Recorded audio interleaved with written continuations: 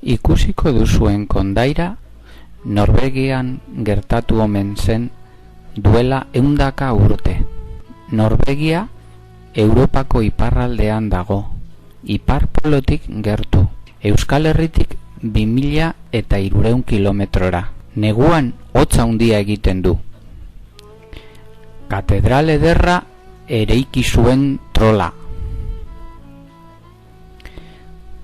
Trondheim katedrala bada munduko ederrenetariko bat.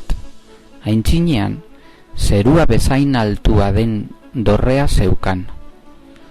San Olaf, Norvegiako erregeak egin zuen katedrala, baina hain dorre handia egiteko laguntza behar izan zuen. Inor esen ausartzen hain dorre altua egiten, eta orduan egiteko kapaza zenari eguzkia prometitu zion. San Olaven harridurarako trol batek aurkeztu zuen bere burua, zerurako dorrea eguzkiaren truke. Jakin behar duzue lagunok, trolak oso beldurgarriak direla, zikinak, usaintzarrekoak, baina bere izena baldin badakizue salbatuta zaudete. Bere izena esan eta paf, hil egiten dira.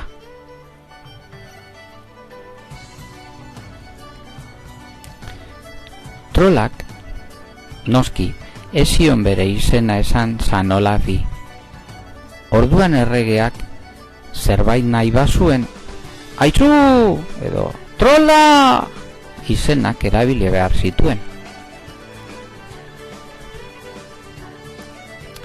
San Olafek ez zion eguzkia eman nahi, hain izaki beldurgarri eta naskante bati, eta bere itsasontziz atera zen nabigatzera, Hadel itsaslabar ondotik.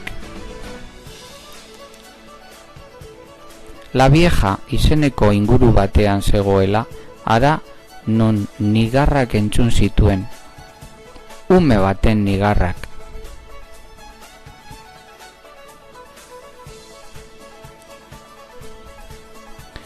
Abots batek honela esaten zion umeari isil zedin.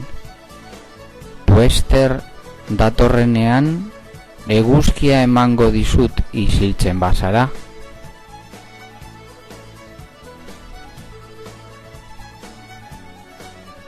Orduan, San Olaf, Trondheim herrira abiatu zen arineketan.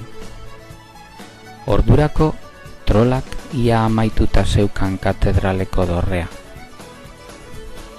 Haize horratza baino ez zitzaion falta. Ipintzeko prest zegoenean, Puester izena oihukatu zuen, eta bertan seko hil zen trola.